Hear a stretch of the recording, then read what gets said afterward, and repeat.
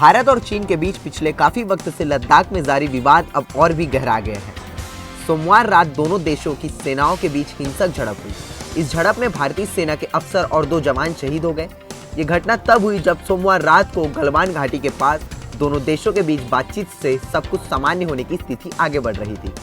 बताया जा रहा है कि सिर्फ भारत की तरफ से ही नहीं बल्कि चीन की तरफ से भी कुछ सैनिकों को चोट पहुंची है।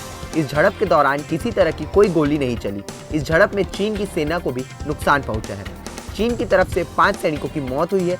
बता दें कि दोनों ही देशों के वरिष्ठ सैन्य अधिकारी इस मामले को शांत करने के लिए बड़ी बैठक की है। दिल्ली में कोरोना वायरस का संक्रमण तेजी से बढ़ रहा है। इसके रोकथाम को लेकर अब गृह मंत्री अमित शाह ने खुद मोर्चा संभाल लिया है। दिल्ली सरकार ने एलएनजेपी अस्पताल को कोविड-19 अस्पताल घोषित किया है। गृह मंत्री शाह के निर्देश के बाद दिल्ली के मुख्य सचिव को निर्देश दिया गया कि वे हर कोविड-19 अस्पताल के वार्डों में सीसीटीवी कैमरे लगवाएं, ताकि उचित निगरानी हो सके और रोगियों की समस्याओं का समाधान किया जा सके। गृह मंत्री अमित शाह ने दिल्ली के मुख्य सचिव को भोजन की आपूर्ति करने वाली कैंटीन के लिए बैकअप स्थापित करने के भी निर्देश दिया है।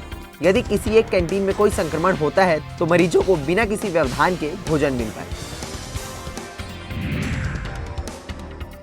कांग्रेस पार्टी की अंतरिम अध्यक्ष सोनिया गांधी ने पीएम मोदी को पत्र लिखा है। दरअसल पेट्रोल और डीजल की बढ़ती कीमतों को लेकर सोनिया ने पत्र में कहा कि यह सरकार का कर्तव्य और जिम्मेदारी है कि वह दुखों को दूर करे, न कि लोगों को अभी भी अधिक से अधिक कठिनाइयों में डाले। सोनिया गांधी ने प्रधानमंत्री मोदी से आग्रह करते हुए कहा कि कोरोना महामारी के वक्त लोगों की परेशानी को बढ़ाने वाली इस बढ़ोतरी को वापस लिया जाए।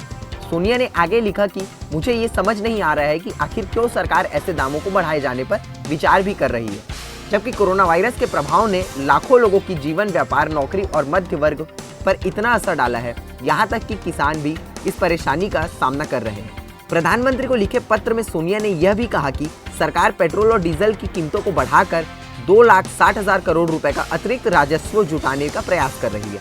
लेकिन जब प्रधानमंत्री देश के लोगों के आत्मनिर्भर होने की उम्मीद करते हैं तो ऐसे संकट के समय लोगों पर वित्तीय बोझ डालना उचित नहीं है। भारत में बढ़ रहे कोरोना संकट के बीच आज से 2 दिनों की केंद्र और राज्यों की अहम बैठक शुरू हो गई है। प्रधानमंत्री नरेंद्र मोदी की आज पंजाब, चंडीगढ़ समेत पहाड़ी के और पूर्वोत्तर के राज्यों के साथ बैठक हुई। प्रधानमंत्री ने आज उन राज्यों के साथ बैठक की जहां कोरोना के कम मामले सामने आए हैं। कल उन राज्यों के साथ बैठक होगी जहां कोरोना का संक्रमण सबसे ज्यादा है। 2 दिनों की बैठक की शुरुआत में आज उन 21 राज्यों और केंद्र शासित प्रदेशों के सीएम और उपराज्यपाल शामिल हुए जहां 20,000 से कम कोरोना के मामले हैं और 150 से कम लोगों की मौतें हुई है। इन राज्यों में पहाड़ी राज्य, पूर्वोत्तर के राज्य और केंद्र शासित प्रदेश भी शामिल हैं।